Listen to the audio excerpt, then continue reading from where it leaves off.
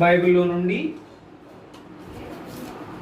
పరిశుద్ధ గ్రంథమైన బైబిల్లో నుండి కీర్తన గ్రంథం 71వ అధ్యాయము 5వ వచనం అందరము కలిపి చదువుకుంటాం. పాత నిబంధనల పేజీ నెంబర్ 488. అందరం కలిపి చదువుతాం. నా ప్రభువా యెహోవా నా నిరీక్షణాస్పదము నీవే, బాల్యము నుండి నా ఆశ్రయము నీవే. మరొక మాట చదువుకుంటాం. కొరింథీయులకు రాసిన మొదటి పత్రిక 15వ అధ్యాయము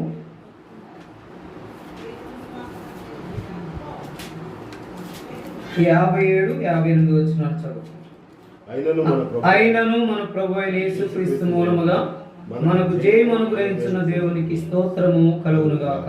కాగా నా ప్రియ సహోదరులారా, మీ ప్రయాసము ప్రభునందు వ్యర్థము కాదని ఎరిగి స్థిరులను కదలని వారును ప్రభు కార్యాభివృద్ధి అందు ఎప్పటికీ ఆసక్తులై ఉండుడి. అదే సమయంలో కొరింథీయులకు రాసిన మొదటి పత్రిక 11వ అధ్యాయము 31వ వచనం చదువు.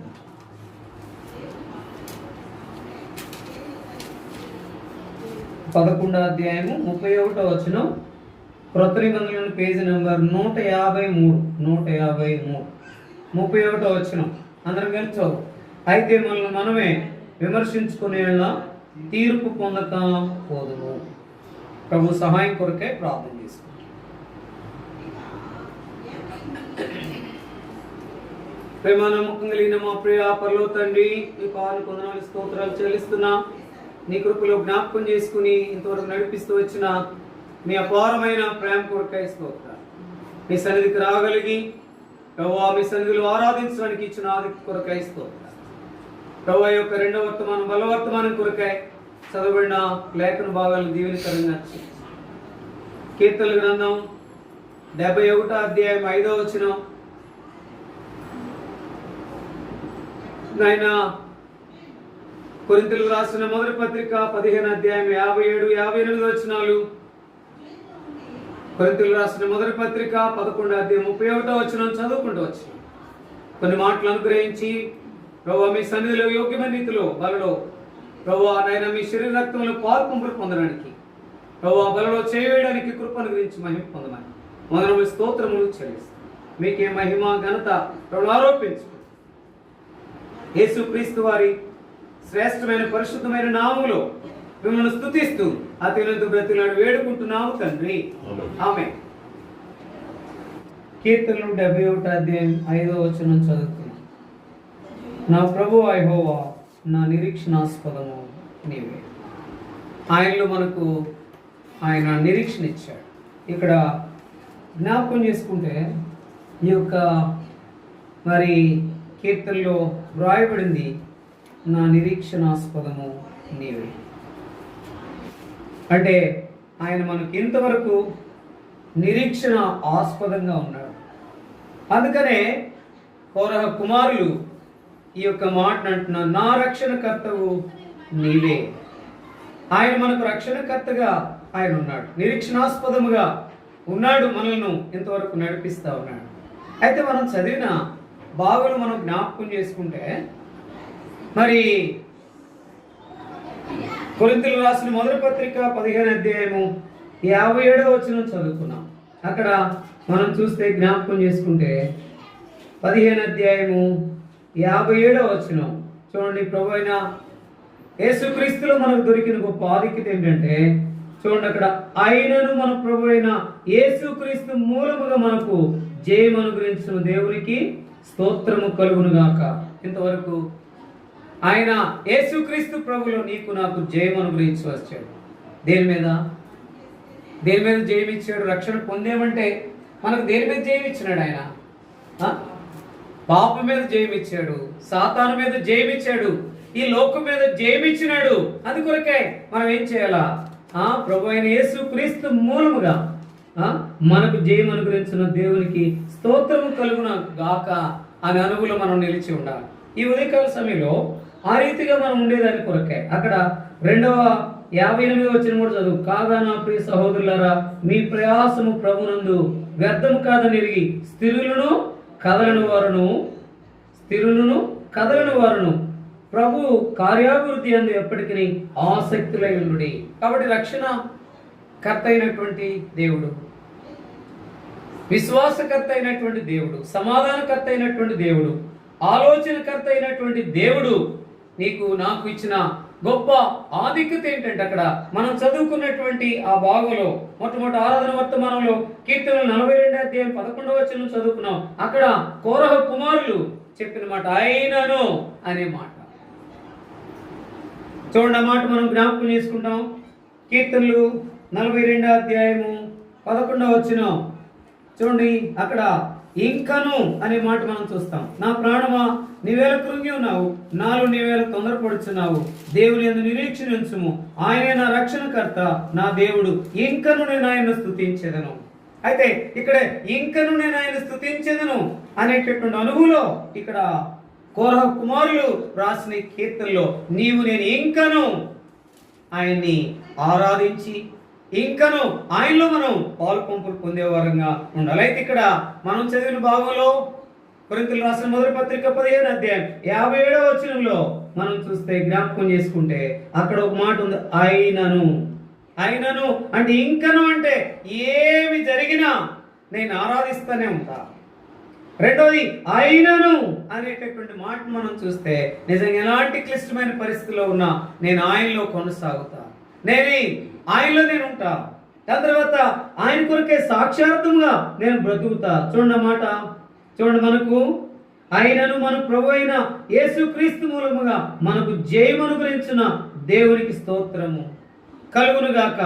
చూడండి ఆ మాట మనం జ్ఞాపకం చేసుకుంటే మనం ఆ మాట కూడా చదివితే కీర్తనలు మరి 71వ అధ్యాయము 5వ వచనం చదువుకుంటే ఆ మాట మనం చూసాం, నా నిరీక్షణాస్పదము నీవే. ఆయన మనకు రక్షకుడుగా, ఆయన నిరీక్షణగా మనకున్నాడు. అందుకొరకే మనం ఏం చేయాలా, ఆయనలో మనం ఉన్న మన జీవితాల్లో ఒకసారి పరీక్షించుకోవాలి. ఎలాగున్నాను, ఆ రక్షణకర్త అయినటువంటి దేవుల్లో కొనసాగుతున్నానా, నా నిరీక్షణాస్పదమైన దేవుల్లో ఆ నిరీక్షణ కలిగి ఉన్నానా, ఎలాగున్నానని మనం పరీక్షించుకోవాలి. అందుకనే మనం 3వ వాక్యం చదువుకున్నాం, మనమే విమర్శించుకునేలా తీర్పు పొందకపోదుము. కాబట్టి అక్కడ ఏముండాలి, ఇప్పుడు ఇంతకీ ఈ యొక్క 3 మాటలు జ్ఞాపకం చేసుకుంటే ఏంటంటే మనం దేవుల్లో మనకి ఏం కావాలా స్థిరత, స్థిరులను కదలని వారుగా మనం ఉండాలి. చూడండి అన్నమాట, అపోస్తలుడైన పౌలు కొరింథీయులకు రాసిన మొదటి పత్రిక 15వ అధ్యాయము 58వ వచనం, కాగా నా ప్రియ సహోదరులారా మీ ప్రయాసము ప్రభునందు వ్యర్థము కాదని ఎరిగి స్థిరులను కదలని వారును ప్రభు కార్యాభివృద్ధి అందు ఎప్పటికీ ఆసక్తులై ఉండుడి. కాబట్టి ఇక్కడ దేవుని పిల్లలంగా మనం జ్ఞాపకం చేసుకుంటే ఒక్క మాట ఏంటంటే ఇక్కడ ఒకటి స్థిరత, రెండోది కదలనటువంటి వారముగా మనం ఉండాలి. ఈనాడు దేవుని పిల్లలంగా మన యొక్క జీవితంలో యేసుక్రీస్తు ప్రభువులో నాకు దొరికిన రక్షణ భాగ్యాన్ని బట్టి మనం ఎట్లుండాలా, ఆయనలో మనకు అనుగ్రహించిన స్థిరత, ఈ స్థిరత మనకు అట్లానే ఉందా, లేకపోతే స్థిరము తప్పిపోయిన వారంగా ఉంటున్నాము, స్థిరత లేని వారంగా ఉంటున్నామో జ్ఞాపకం చేసుకోవాలి. ఈనాడు అనేక మంది రక్షించబడుతూ వచ్చినారు, అనేక మంది రక్షించబడిన అనుభవంలో ఉన్నారు, అనేక మంది దేవుని మందిరానికి వస్తూ పోతూ వెళ్తున్నారు. అయితే మనం పరీక్షించుకోవాల్సింది ఏంటంటే అనేక సార్లు నేను కూడా స్థిరత తప్పిపోయాను, కదలని వారును అనే అనుభవంలోనికి తీసుకొచ్చాడు. అయితే కదిలేటటువంటి స్థితిలో నేనున్నాను, దాంతో క్షమించమని కోరి మనం ఏం చేయాలా, దేవుని దగ్గరికి వచ్చి మనం ఏం చేయాలా, నిజమైనటువంటి స్వపరీక్ష చేసుకోవాలి. అందుకనే ప్రశ్నించుకోవాలి, అందుకని పరీక్షించుకోవాలి, అందుకని విమర్శించుకోవాలి. ఎన్నో పర్యాయాలు దేవుడు నాకు చేసినటువంటి ఆ మేలులను నేను మరిచిపోయి, ఆయన నాకు రక్షణకర్తగా ఉన్నాడనే సంగతి మరిచిపోయి, దాని తర్వాత విశ్వాసకర్తగా ఉన్నాడన్న సంగతి మర్చిపోయి, దాని తర్వాత సమాధానకర్తగా ఉన్నాడన్న సంగతి మర్చిపోయి, ఆలోచనకర్తగా ఉన్నాడన్న సంగతి మర్చిపోయి నేను ఆయనలో నాకు స్థిరత అనుగ్రహిస్తే ఆ స్థిరత తప్పిపోయినటువంటి స్థితి నాది. అనేకసార్లు ఉంది అని ఒప్పుకుంటున్నానని చెప్పి మనం విమర్శ చేసుకుని ఒప్పుకోవాలి. ఎందుకంటే మనము కొన్నిసార్లు స్థిరత లేని వారంగా ఉన్నాం. చూడండి మాట చదువుతారా? ఎవరైనా బిగ్గరగా చదవండి. 58వ వచనం. కాగా నా ప్రియ సహోదరులారా, మీ ప్రయాసము ప్రభునందు వ్యర్థము కాదని ఎరిగి స్థిరులను కదలని వారును ప్రభు కార్యాభివృద్ధి యందు ఎప్పటికీ ఆసక్తులై ఉండుడి. అంటే మన యొక్క ప్రయాస ప్రభునందు వ్యర్థం కాదని ఎరిగితే 1 స్థిరత ఉండాలి, 2 కదలని స్థితి ఉండాలి, 3 ప్రభు కార్యాభివృద్ధి యందు ఏముండాలి? ఆసక్తి ఉండాలి. ఎంతవరకు? అక్కడ ఒక మాట ఉంది. ఎంతవరకు? ఎప్పటికీ. అంటే ఆయన వచ్చేంత వరకు మనం ఈ లోకాన్ని విడిచిపెట్టేంత వరకు ఏముండాలా? స్థిరత ఉండాలా, కదలనటువంటి స్థితి ఉండాలి. ఎందుకంటే మన యొక్క ప్రయాసం ఏం కాదని? వ్యర్థం కాదని. అంటే ఒక మాటలో ఆయన వచ్చేంత వరకు మన యొక్క ప్రయాసము, నేనంటాను, ఆరాధించేది ఇందుకే. దాని తర్వాత బలలో పాలుపంపులు పొందేది ఇందుకే. ఆయనలో మనకు అనుగ్రహించిన ఆ జయాన్ని మనం జ్ఞాపకం చేసుకుని ఆయనలో స్థిరంగా ఉండాలి, కదలని వారముగా ఉండాలి. దాని తర్వాత ప్రభు కార్యాభివృద్ధి యందు ఎప్పటికీ ఆసక్తులై ఉండాలి. చూడండి ఒక మాట, యోహాను రాసిన మొదటి పత్రిక 2వ అధ్యాయం 14-15 వచనాలు చదువుతారా? యోహాను రాసిన మొదటి పత్రిక 2వ అధ్యాయము 14-15 వచనాలు. Page number 221. Page number 220. చిన్నపిల్లారా, మీరు తండ్రిని ఎరిగి ఉన్నారు కనుక మీకు రాయిచున్నా. తండ్రులారా, మీరు ఆది నుండి ఉన్నవారని ఎరిగి ఉన్నారు కనుక మీకు రాయిచున్నాను. యవనస్తులారా, మీరు బలవంతులు, దేవుని వాక్యము మీ అందు నిలుచున్నది, మీరు దుష్టుని జయించున్నారు కనుక మీకు రాయిచున్నాను. ఈ లోకమునైనను లోకములో ఉన్నవాటినైనను ప్రేమింపకుడి. ఎవడైనను లోకమును ప్రేమించిన యెడల తండ్రి ప్రేమ వానిలో ఉండదు. కాబట్టి ఇక్కడ మనం జ్ఞాపకం చేసుకుంటే ఏంటి ఇక్కడ? నిజంగా ఆ మాట మనం చూస్తే ఎంత ప్రాముఖ్యమైనటువంటి విషయం. ఎన్నో సందర్భాల్లో మనం చూస్తే, చిన్నపిల్లలారా, మీరు తండ్రిని ఎరిగి ఉన్నారు కనుక మీకు రాయిచున్నాను. తండ్రులారా, మీరు ఆది నుండి ఉన్నవారు కనుక ఆది నుండి ఉన్నవారిని ఎరిగి ఉన్నారు కనుక మీకు రాయిచున్నాను. యవనస్తులారా, ఎవరెవరు ఉన్నారు ఇక్కడ? పిల్లలు ఉన్నారు, తండ్రులు ఉన్నారు, యవనస్తులు ఉన్నారు. అందుకనే అక్కడ జ్ఞాపకం చేసుకుంటే పిల్లలారా అనే మాట దగ్గరికి వస్తే, చిన్న పిల్లలారా, మీరు తండ్రిని ఎరిగి ఉన్నారు కనుక మీకు రాయిచున్నాను. అంటే తండ్రిని ఎరిగి ఉన్నారు కనుక మీకు రాస్తున్నాను. రెండవది, తండ్రులారా, మీరు ఆది నుండి ఉన్నవారిని ఎరిగి ఉన్నారు కనుక మీకు రాయిచున్నాను. అంటే తండ్రులు ఆది నుండి ఎరిగిన వారు మీకు రాయిచున్నాను. యవనస్తులారా, మీరు బలవంతులు, దేవుని వాక్యం మీ యందు నిలిచి ఉన్నది, మీరు దుష్టుని జయించున్నారు కనుక మీకు రాయిచున్నాను. అంటే ఇక్కడ జ్ఞాపకం చేసుకుంటే ఆయన ముగ్గురుకు రాస్తా ఉన్నాడు, పిల్లలకి, తండ్రులకి, యవనస్తులకి. అంటే వీళ్ళ జ్ఞాపకం చేసుకుంటే మన జీవితాల్లో ఇక్కడ ఎరిగి ఉన్నారు గనుక ఇక్కడ దేవుడు నాకు ఇచ్చిన తలంపులో మనము దేవుల్లో ఎరిగి ఉన్నాము, దేవుల్లో ఉన్నాము. అయితే స్థిరత ఉందా? కదలనటువంటి స్థితి ఉందా? అయితే నిజమైనటువంటి ప్రభు కార్యాభివృద్ధి యందు ఆసక్తి ఉందా? ఈనాడు ప్రభు కార్యాభివృద్ధి యందు ఆసక్తి లేని వారముగా మనం ఉంటున్నాం.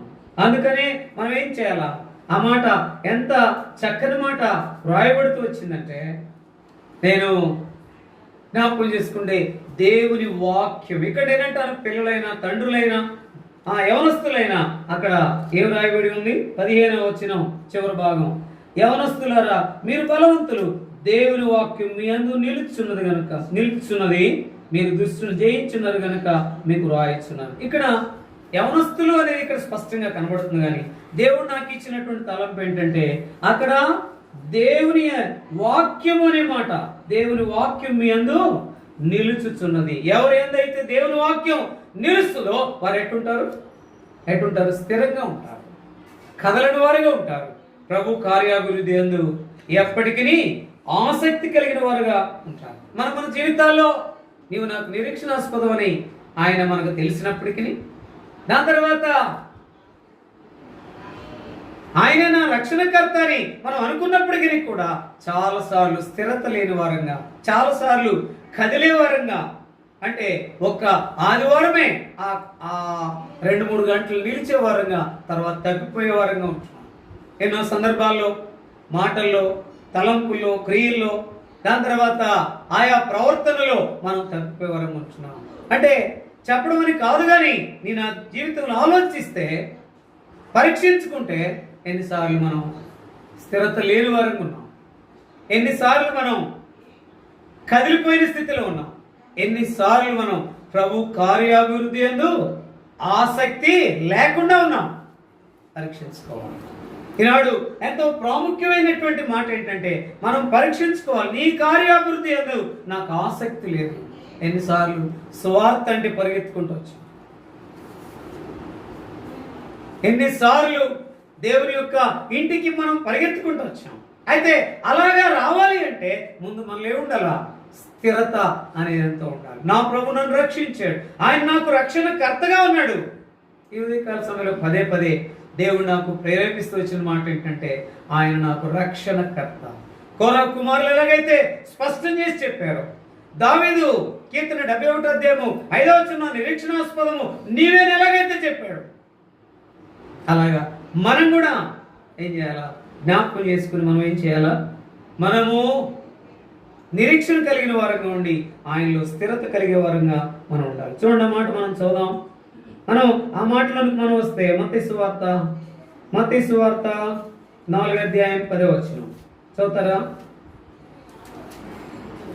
అలాగా స్థిరంగా మనం ఉన్నామంటే, దాని తర్వాత కలన వారంగా ఉన్నామంటే, ప్రభు కార్యాభివృద్ధి అంటే ఎప్పటికీ ఆసక్తి కలిగిన వారంగా మనం ఉన్నామంటే, చూడండి మత్తయి సువార్త 4వ అధ్యాయం 10వ వచనం. గిఫ్ట్ చదువు, లేదా అందరం కలిపి చదువు. మత్తయి సువార్త 4వ అధ్యాయం 10వ వచనం.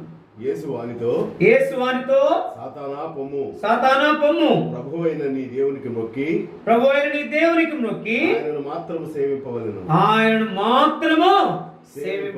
అని వ్రాయబడి ఉన్నది. కాబట్టి కదలని వారుగా, దాని తర్వాత స్థిరులైన వారుగా, కదలని వారుగా ప్రభు కార్యాభివృద్ధి అంతే ఆసక్తి కలిగి ఉండమంటే ఆయనను మాత్రమే సేవించాలి. అనుగులు మనం నిలిచి ఉండాలి. ప్రియమైనటువంటి వాళ్ళరా, జ్ఞాపకం చేసుకుంటే ఆయన సేవించే అనుగులో మనం ఉన్నాము అంటే మనలో స్థిరత ఉన్నట్టు లెక్క. దాని తర్వాత మనము కదలని వారంగా ఉన్నామంటే ఆయన సేవిస్తున్నామనే లెక్క. అందుకనే ఏం చేస్తున్నాడు? సాతానుడు వచ్చి ఎంతకాలం చేస్తావు, ఎంతకాలం ఉంటావు, ఎలాగుంటావు అనే వాడి ప్రేరేపణలో అనేకమైన మాటలు మనతో అనేక మంది మనిషి రూపంగా వచ్చి మాట్లాడే వాళ్ళు అనేక మంది కనబడతారు. ఏముంది ఆ దేవుల్లో? ఏముంది అనంటే మనం చెప్పేవారం ఉండాలి. నా దేవుల్లో నాకు గొప్ప సంతోషం ఉంది, ఆయన నాకు రక్షణకర్త. అక్కడ వెళ్తే ఏం చేస్తావు? అక్కడ ఆశీర్వాదం లేదే అని చెప్పేవారు లేకపోలేదు. అయితే నా దేవుల్లో నాకు బాహ్యమైన ఆశీర్వాదం లేకపోయినా ఆధ్యాత్మికమైన ఆశీర్వాదం ఉందని చెప్పేవారంగా మనం ఉండాలి. అలా ఉండాలంటే ఆయనను మాత్రమే ఏం చేయాలా? సేవించాలి. ఈ సేవించే అనుభవం మనం ఉంది అంటే మన జీవితంలో మనం ఒకటి గుర్తుపెట్టుకోవాలి, నా నిరీక్షణాస్పదం నీవే, నా రక్షణకర్త ఆయనే నా రక్షణకర్తనే అనుభవం నుండి తప్పకుండా మనం ఉన్నామంటే మన జీవితంలో ఆయన్ని సేవిస్తూ ఆయనలో స్థిరత కలిగి ఆయనలో కదలక నిలిచి ప్రభు కార్యాభివృద్ధి యందు ఏంటన్నమాట ఎప్పటికీ ఆసక్తులేంబడి. అంటే ఒక మాటలో చెప్పాలంటే ఆసక్తిని ఇంగ్లీష్లో ఏమంటారు?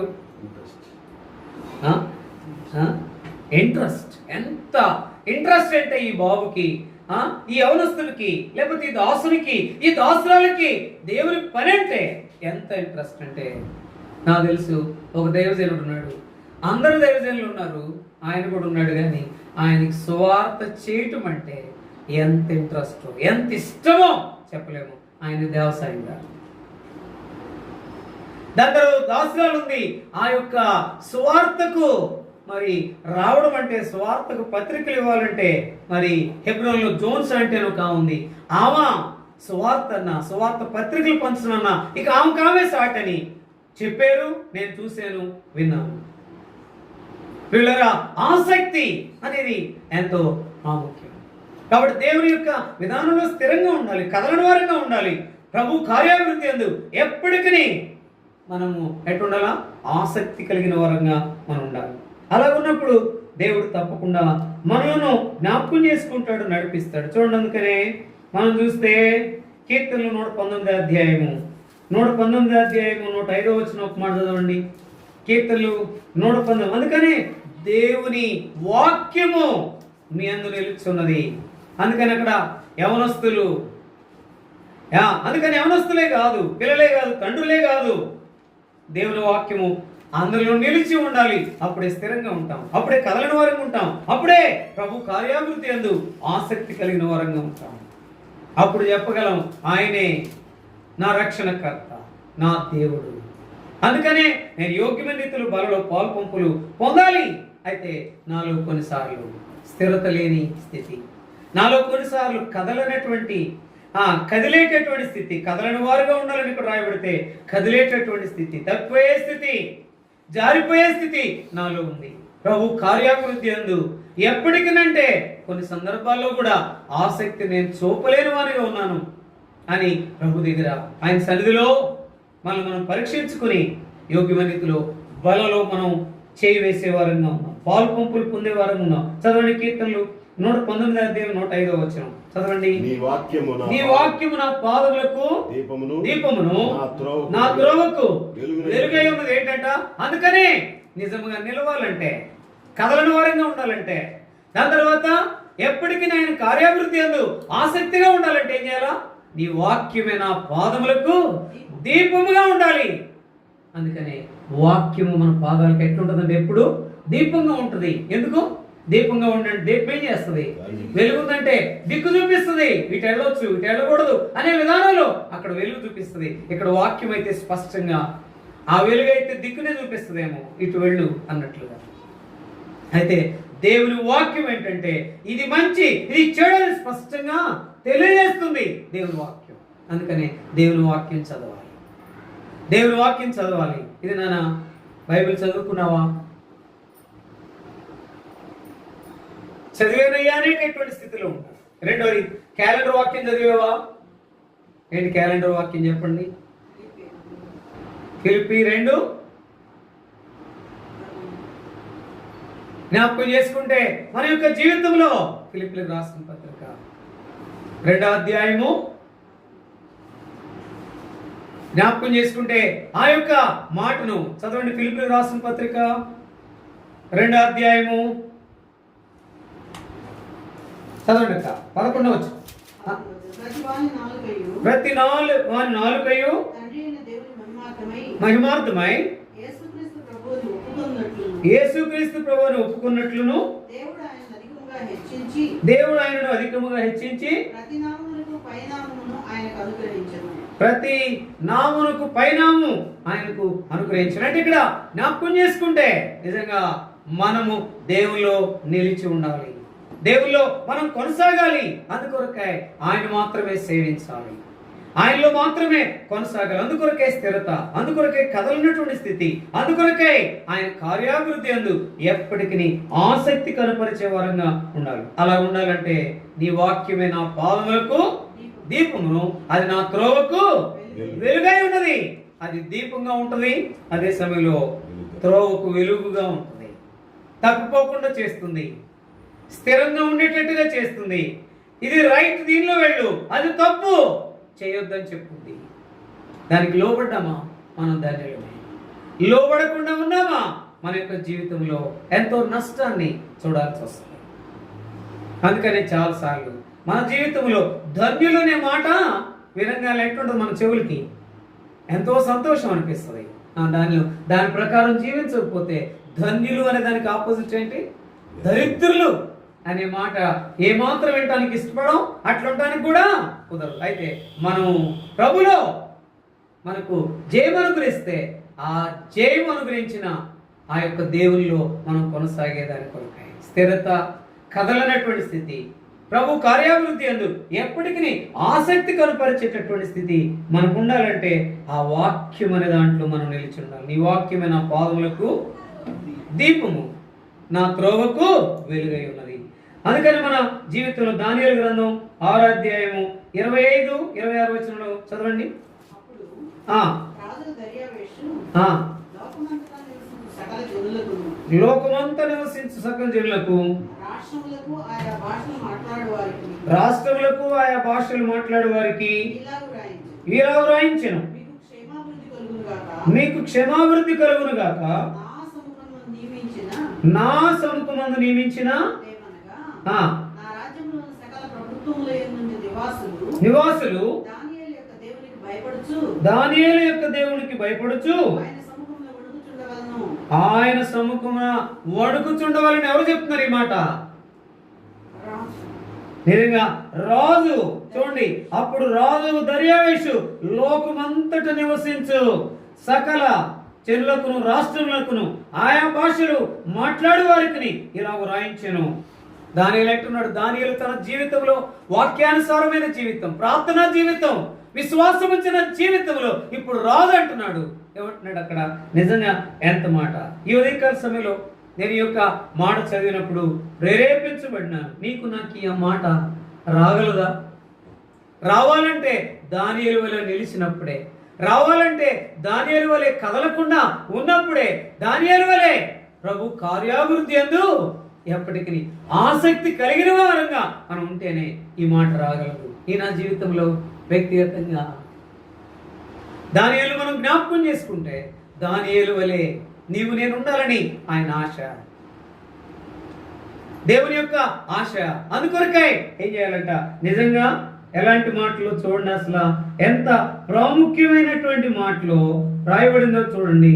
చూడండి 26వ వచనం, 26వ వచనం, నా సముఖం నియమించిన ఏమనగా నా రాజ్యంలోని సకల ప్రభుత్వములందు నివాసులు దానియేలు యొక్క దేవునికి భయపడుచు ఆయన సముఖం నిలుచుండవలను.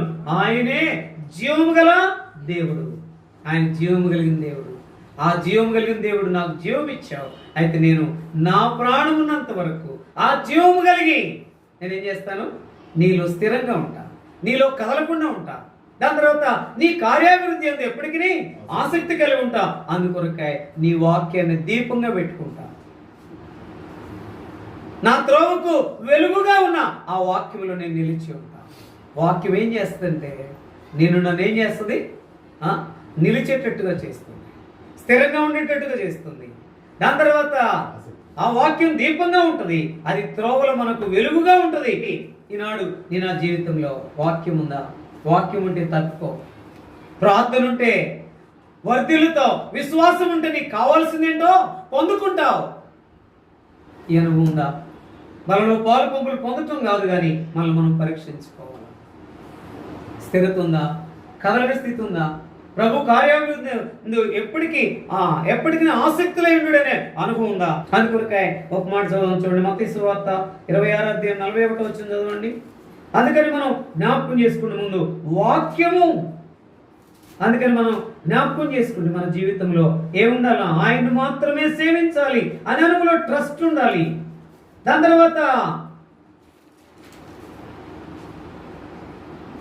తర్వాత మనం ఆయన మాత్రమే సేవించే అనుభవంలో మనం ఉండాలంటే కదలకుండా, స్థిరంగా కదలకుండా ఉండి ఎప్పటికీ ఆయన కార్యాభివృద్ధి లేదు ఆసక్తి ఉండాలంటే మన జీవితంలో ఏముండాలా? ఆయన మాత్రమే సేవించే అనుభవం ఉండాలి. రెండవది వాక్యానుసారమైన జీవితం ఉండాలి. మూడవది ప్రార్థన జీవితం అనేది ఉండాలి. అందుకని మన జీవితంలో ఏం చేయాలా? చూడండి అన్నమాట. మత్తయి సువార్త 26వ అధ్యాయం 41వ వచనం చదవండి ఎవరైనా. మత్తయి సువార్త మీరు శోధనలో ప్రవేశించుకున్నట్లు మెలకువగా ఉండి ప్రార్థన చేయుడి. ఆత్మ సిద్ధమే గాని శరీరము బలహీనమని పేతురుతో చెప్పిన. ఆత్మ సిద్ధమే కానీ శరీరం బలహీనంగా ఉంటుంది. ఎందుకు కారణం? ప్రార్థన చేసేటప్పుడు ఎట్టుండాలా? మెలకు ఉండాలా. ఈనాడు మెలకుగా లేకపోతే, మెలకుగుండి ప్రార్థన చేయకపోతే మనం ఈ లోకంలో ఉన్న శోధనని, ఈ లోకంలో ఉన్న శ్రమల్ని, ఈ లోకంలో ఉన్న బాధల్ని మనం తప్పించుకోలేం. అయితే ప్రభులో స్థిరంగా ఉన్నామంటే, ప్రభులో కదలని వారంగా ఉన్నామంటే, ప్రభులో ఆయన కార్యాభివృద్ధి అందు ఎప్పటికీ ఆసక్తి కలిగి ఉన్నామంటే మనం ఖచ్చితంగా ఆ వాక్యంలో కొనసాగమంటే, ప్రార్థనలో కొనసాగమంటే అది మనల్ని తప్పిస్తుందన్న సంగతి మనం ఎరగాలి. అయితే ఎట్లుండాలా? అయ్యా, నేను నీలో స్థిరంగా ఉండాలా, నేను నీలో కదలకుండా ఉండాలా, నీ కార్యాల విషయంలో నేను ఎప్పుడు ఆసక్తి కలిగి ఉండాలా అని తీర్మానించుకుని మన యోగ్యమైన రీతిలో బలలో పాలు పంపులు పొందే అనుభవంలో కొనసాగాలి. అందుకనే మెలకువ, ముందు వాక్యానుసారమైన జీవితం, రెండవది ప్రార్థనా జీవితం మనం కలిగి ఉండాలి.